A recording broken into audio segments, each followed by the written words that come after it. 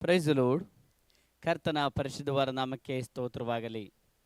ಪ್ರಿಯರೇ, ನಮ್ಮ ದೇವರು ಆತನು ಒಳ್ಳೆಯ ದೇವರಾಗಿದ್ದಾನೆ.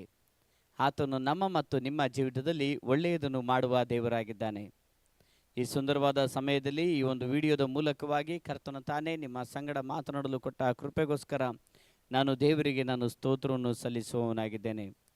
ಈ ಒಂದು ಸಮಯದಲ್ಲಿ ನಾವು ದೇವರ ವಾಕ್ಯವನ್ನು ಧ್ಯಾನ ಮಾಡುವುದಕ್ಕೆ ನಾವು ಹೋಗುವ. ಈ ದಿನ ನಾವು ಧ್ಯಾನಿಸುವುದಕ್ಕಿರುವಂಥ ವಾಕ್ಯ ಭಾಗ ಪ್ರಸನ್ನತೆ. ದೇವರ ಪ್ರಸನ್ನತೆಯ ಕುರಿತು ನಾವು ಈ ದಿವಸ ಧ್ಯಾನ ಮಾಡುವ.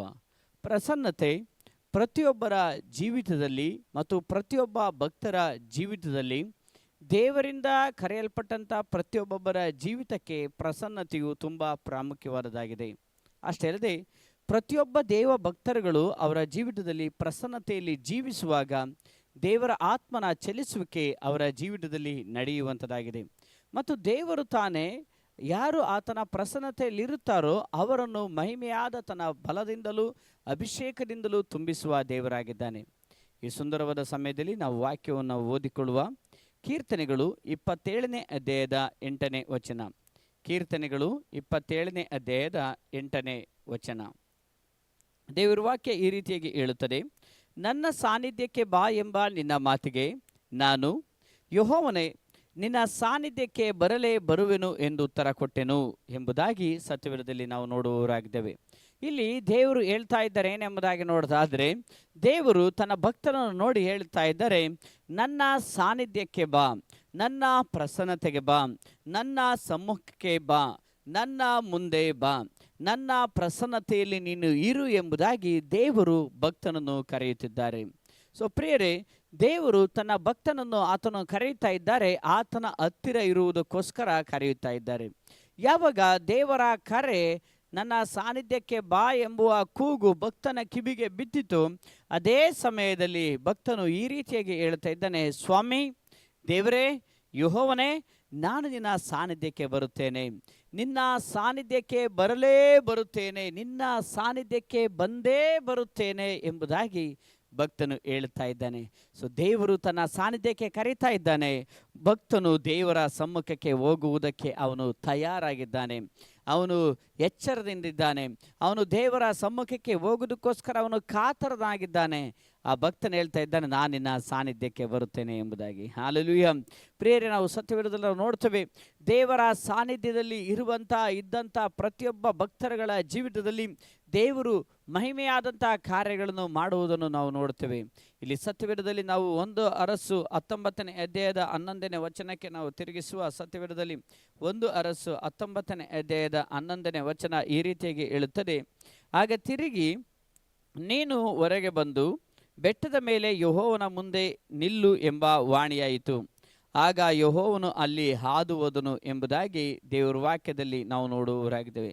ಪ್ರಿಯರೇ, ಇಲ್ಲಿ ದೇವರ ವಾಕ್ಯದಲ್ಲಿ ನಾವು ನೋಡುತ್ತೇವೆ, ಎಲಿಯನು ದೇವರ ಪ್ರಸನ್ನತೆಯನ್ನು ಬಿಟ್ಟು ಅವನು ದೂರ ಹೋಗುತ್ತಿರುವಂಥ ಸಮಯದಲ್ಲಿ, ಅಂದರೆ ಅವನು ಕಾರ್ಮೇಲ್ ಗುಡ್ಡದಲ್ಲಿ ದೇವರ ಬೆಂಕಿಯನ್ನು ಸುರಿಸಿದ ನಂತರವಾಗಿ ಯೆಜ್ಬೇಲಳಿಂದ ಅವನು ಪ್ರಾಣದ ಒಂದು ಹತ್ಯೆಯನ್ನು, ಅವಳನ್ನು ಸಾಯಿಸುವಂಥ ಒಂದು ಸುದ್ದಿಯನ್ನು ಯೆಜ್ಬೇಲಳಿಂದ ಎಲಿಯನು ಕೇಳಿದ ತಕ್ಷಣ ಎಲಿಯನು ತನ್ನ ಪ್ರಾಣ ರಕ್ಷಣೆಗೋಸ್ಕರ ಅವನು ಓಡಿ ಹೋಗುವುದನ್ನು ನಾವು ನೋಡ್ತೇವೆ. ಯಾವಾಗ ಎಲಿಯನು ಅವನು ಓಡಿ ಹೋಗುವುದಕ್ಕೆ ಪ್ರಾರಂಭ ಮಾಡಿದನೋ, ಅಲ್ಲಿ ದೇವರ ವಾಕ್ಯದಲ್ಲಿ ದೇವರು ಎಲಿಯನನ್ನು ಹುಡುಕಿಕೊಂಡು ಬಂದು ಆತನಿಗೆ ಹೇಳ್ತಾ ಇದ್ದಾರೆ ಏನೆಂಬುದಾಗಿ ನೋಡೋದಾದರೆ, ನೀನು ನನ್ನ ಮುಂದೆ ನಿಲ್ಲು ಎಂಬುದಾಗಿ. ಹಲ್ಲೆಲೂಯಾ. ಸೊ ನೀನು ನನ್ನ ಮುಂದೆ ನಿಲ್ಲು ಎಂಬುದಾಗಿ ದೇವರು ಹೇಳ್ತಾ ಇದ್ದಾರೆ. ಕಾರಣ ಏನೆಂಬುದಾಗಿ ನೋಡೋದಾದರೆ, ಎಲಿಯನು ನನ್ನ ಸಾನ್ನಿಧ್ಯದಲ್ಲಿ ನಿಲ್ಲಬೇಕು, ನನ್ನ ಮುಂದೆ ನಿಲ್ಲಬೇಕು ಎಂಬುದು ದೇವರ ಬಯಕೆಯಾಗಿತ್ತು. ಎಲಿಯ ದೇವರಿಂದ ಮಹಿಮೆಯಾದ ಕಾರ್ಯಗಳನ್ನು ಮಾಡಿದಂಥ ಪ್ರವಾದಿಯಾಗಿದ್ದ. ಎಲಿಯ ಕರ್ತನಿಗೋಸ್ಕರ ಬಲವಾದಂಥ ಸಂಗತಿಗಳನ್ನು ಮಾಡಿದಂಥ ಪ್ರವಾದಿ ಆತನು ಆಗಿದ್ದ. ಆ ಒಂದು ಸಮಯದಲ್ಲಿಯೂ ಸಹ ಎಲಿಯನಿಗೆ ಪ್ರಾಣ ಬೆದರಿಕೆ ಬಂದ ತಕ್ಷಣ ಅವನು ತನ್ನ ಜೀವ ರಕ್ಷಣೆಗೋಸ್ಕರವಾಗಿ, ಪ್ರಾಣ ರಕ್ಷಣೆಗೋಸ್ಕರವಾಗಿ ಅರಣ್ಯದಲ್ಲಿ ಅವನು ಓಡಿದ. ಅರಣ್ಯದಲ್ಲಿ ಓಡುತ್ತಿರುವಂಥ ಸಮಯದಲ್ಲಿ ಅವನು ಜಾಲಿ ಮರದ ಕೆಳಗೆ ಕುಳಿತುಕೊಂಡು ಎಲಿಯ ಈ ರೀತಿಯಾಗಿ ಹೇಳುತ್ತಾ ಇದ್ದಾನೆ: ಸ್ವಾಮಿ, ನನ್ನ ಪ್ರಾಣವನ್ನು ತೆಗೆ ಎಂಬುದಾಗಿ ಹೇಳುತ್ತಾ ಇದ್ದಾನೆ. ಆ ಸಮಯದಲ್ಲಿ ಎಲಿಯನನ್ನು ದೇವರು ಹುಡುಕಿಕೊಂಡು ಬಂದರು. ಹಲ್ಲೆಲೂಯಾ. ಎಲಿಯನನ್ನು ದೇವರು ಹುಡುಕಿಕೊಂಡು ಬಂದರು. ಎಲಿಯನನ್ನು ದೇವರು ಬಲಪಡಿಸಿದರು. ಎಲಿಯನ ಸಂಗಡ ದೇವರು ಇದ್ದರು. ಎಲಿಯನ ಸಂಗಡ ದೇವರು ಇದ್ದ ಕಾರಣ ಅಲ್ಲಿ ನಾವು ನೋಡ್ತೇವೆ, ದೇವರು ಎಲಿಯನನ್ನು ಹುಡುಕಿಕೊಂಡು ಬಂದು ಹೇಳ್ತಾ ಇದ್ದಾರೆ, ನೀನು ನನ್ನ ಮುಂದೆ ನಿಲ್ಲು ಎಂಬುದಾಗಿ. Hallelujah, hallelujah. ಸೊ ಎಲಿಯನು ಯಾವಾಗ ದೇವರ ಮುಂದೆ ನಿಂತನೋ, ದೇವರ ಮುಂದೆ ನಿಂತ ನಂತರವಾಗಿ ಅವನು ಪ್ರಾಣ ರಕ್ಷಣೆಗೋಸ್ಕರ ಅವನು ಓಡುತ್ತಾ ಇದ್ದ. ಯಾವಾಗ ದೇವರ ಮುಂದೆ ನಿಂತನೋ, ಆ ನಿಂತ ನಂತರವಾಗಿ ಅವನ ಸೇವೆ ಮುಂದೆ ಹೋಯಿತು. ಹಾಲೆಲೂಯ. ಅವನು ಪ್ರಾಣ ರಕ್ಷಣೆಗೋಸ್ಕರ ಹೋಗಲಿಲ್ಲ, ಅವನು ದೇವರ ಸೇವೆಯನ್ನು ಮಾಡೋದಕ್ಕೋಸ್ಕರ ಹೋದ. ದೇವರಿಗೋಸ್ಕರ ಮಹಿಮೆಯಾದ ಸಂಗತಿಗಳನ್ನು ಮಾಡೋದಕ್ಕೆ ಹೋದ. ಅವನು ದೇವರ ಸೇವೆಯನ್ನು ಬಿಟ್ಟು ಹೋಗುವಂಥ ಸಮಯದಲ್ಲಿ ದೇವರು ತನ್ನ ಪ್ರಸನ್ನತೆಗೆ ಎಲಿಯನನ್ನು ಕರೆದು ಆ ಪ್ರಸನ್ನತೆಯ ಮೂಲಕವಾಗಿ ಅವನನ್ನು ತಿರುಗಿ ಸ್ಥಾಪಿಸಿದರು, ತಿರುಗಿ ಮಹಿಮೆಯಿಂದ ನಡೆಸಿದರು.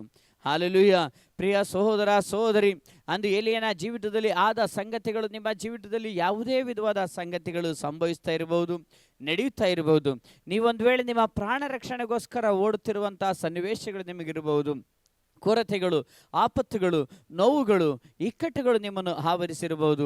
ಆದರೆ ಇಲ್ಲಿ ದೇವರ ವಾಕ್ಯದಲ್ಲಿ ನಾವು ನೋಡ್ತೇವೆ, ಕರ್ತನು ಈ ರೀತಿಯಾಗಿ ಹೇಳ್ತಾ ಇದ್ದಾನೆ, ನಿನ್ನ ನೋವಿನ ಬಗ್ಗೆ ನೀನು ಚಿಂತೆ ಮಾಡಬೇಡ, ನಿನ್ನ ಕಷ್ಟದ ಬಗ್ಗೆ ನೀವು ಚಿಂತೆ ಮಾಡಬೇಡಿ, ನಿಮ್ಮ ಕಣ್ಣೀರಿನ ಬಗ್ಗೆ ನೀವು ಚಿಂತೆ ಮಾಡಬೇಡಿ. ನೀವು ಬಂದು ದೇವರ ಮುಂದೆ ನಿಲ್ಲಿ, ದೇವರ ಪ್ರಸನ್ನತೆಯಲ್ಲಿ ನಿಲ್ಲಿ. ಆ ದೇವರ ಪ್ರಸನ್ನತೆ ನಿಮ್ಮ ಜೀವಿತವನ್ನು ಮಾರ್ಪಡಿಸುತ್ತದೆ, ನಿಮ್ಮ ಜೀವಿತದಲ್ಲಿ ಅದ್ಭುತವನ್ನು ಮಾಡುತ್ತದೆ. ಏಕೆ ಎಂಬುದಾಗಿ ನೋಡೋದಾದರೆ, ನೀವು ದೇವರ ಪ್ರಸನ್ನತೆಯಲ್ಲಿ ಇರುವುದಕ್ಕಿಂತ ದೇವರು ತನ್ನ ಪ್ರಸನ್ನತೆಯಲ್ಲಿ ನೀವಿರಬೇಕು ಎಂಬುದಾಗಿ ಆತನು ಬಯಸುವ ದೇವರಾಗಿದ್ದಾನೆ. ಹಾಲೆಲೂಯ. ನೀವು ಆತನ ಪ್ರಸನ್ನತೆಯಲ್ಲಿ ಇರಬೇಕೆಂಬುದು ಆತನ ಬಯಕೆಯಾಗಿದೆ. ನೀವು ಆತನ ಸಮ್ಮುಖದಲ್ಲಿ ಇರಬೇಕೆಂಬುದು ಆತನ ಬಯಕೆಯಾಗಿದೆ. ನೀವು ಆತನ ಒಟ್ಟಿಗೆ ಇರಬೇಕೆಂಬುದು ಆತನ ಬಯಕೆಯಾಗಿದೆ. ಹಾಲೆಲೂಯ. ಆದ ಕಾರಣ ನಾವು ಸತ್ಯವೇದದಲ್ಲಿ ದೇವರ ವಾಕ್ಯ ಈ ರೀತಿಯಾಗಿ ಹೇಳುತ್ತದೆ. ಕೀರ್ತನೆಗಳು 14ನೇ ಅಧ್ಯಾಯ 2ನೇ ವಚನ, ಮನುಷ್ಯರಲ್ಲಿ ತನ್ನ ಸಾನ್ನಿಧ್ಯವನ್ನು ಅಪೇಕ್ಷಿಸುವ ಬುದ್ಧಿವಂತರು ಇದ್ದಾರೋ ಎಂದು ಯೆಹೋವನು ಆಕಾಶದಿಂದ ಮನುಷ್ಯರನ್ನು ನೋಡಲಾಗಿ ಎಂಬುದಾಗಿ ಸತ್ಯವೇದದಲ್ಲಿ ನಾವು ನೋಡುವವರಾಗಿದ್ದೇವೆ. ಪ್ರಿಯರೇ, ದೇವರ ಪ್ರಸನ್ನತೆಯನ್ನು ಹುಡುಕುವ ವ್ಯಕ್ತಿಗಳನ್ನು, ದೇವರ ಪ್ರಸನ್ನತೆಯನ್ನು ಬಯಸುವ ವ್ಯಕ್ತಿಗಳನ್ನು, ದೇವರ ಪ್ರಸನ್ನತೆಯಲ್ಲಿ ಇರುವ ವ್ಯಕ್ತಿಗಳನ್ನು ದೇವರು ಪರಲೋಕದಿಂದ ದೃಷ್ಟಿಸುವ ದೇವರಾಗಿದ್ದಾನೆ. ದೇವರು ಪರಲೋಕದಿಂದ ನೋಡುವ ದೇವರಾಗಿದ್ದಾನೆ. ನೀವು ದೇವರ ಸಮ್ಮುಖದಲ್ಲಿ ಇರೋದಾದರೆ ದೇವರು ನಿಮ್ಮ ಸನ್ನಿವೇಶಗಳನ್ನು ಬದಲಾಯಿಸ್ತಾನೆ, ನಿಮ್ಮ ಪರಿಸ್ಥಿತಿಗಳನ್ನು ಬದಲಾಯಿಸ್ತಾನೆ. ಕರ್ತನು ತನ್ನ ಮಹಿಮೆಯಿಂದ ನಿಮ್ಮನ್ನು ತುಂಬಿಸುವ ದೇವರಾಗಿದ್ದಾನೆ. ಹಾಲೆಲೂಯ. ಸೊ ಆದ ಕಾರಣ ನಾವು ಮೊದಲನೇದಾಗಿ ನಾವು ನೋಡಿದೆವು, ನಾವು ದೇವರ ಪ್ರಸನ್ನತೆಯನ್ನು ಬಯಸುವುದಕ್ಕಿಂತ ದೇವರು ನಮ್ಮ ಪ್ರಸನ್ನತೆಯನ್ನು ಬಯಸುವವನಾಗಿದ್ದಾನೆ. ನಾವು ದೇವರ ಒಟ್ಟಿಗೆ ಇರಬೇಕೆಂಬುದಾಗಿ ದೇವರು ಬಯಸುವ ದೇವರಾಗಿದ್ದಾನೆ. ನೋಹನ ಕಾಲದಲ್ಲಿ ಇಡೀ ಲೋಕ ತಪ್ಪಿ ಹೋಗಿತ್ತು, ಆದರೆ ದೇವರು ನೋಹ ತನ್ನ ಭಯಭಕ್ತಿಯಲ್ಲಿ ಇದ್ದ ನಿಮಿತ್ತವಾಗಿ ದೇವರು ನೋಹನನ್ನು ಹುಡುಕಿಕೊಂಡು ಬಂದರು. ಹಾಲೆಲೂಯ.